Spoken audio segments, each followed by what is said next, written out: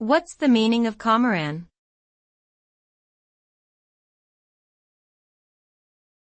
Comoran.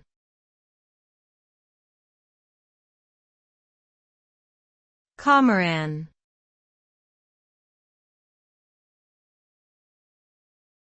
Comoran.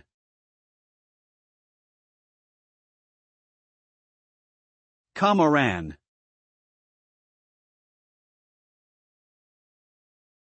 Comoran refers to something or someone that is from or related to the Comoros, which is a group of islands located in the Indian Ocean, between Madagascar and Africa.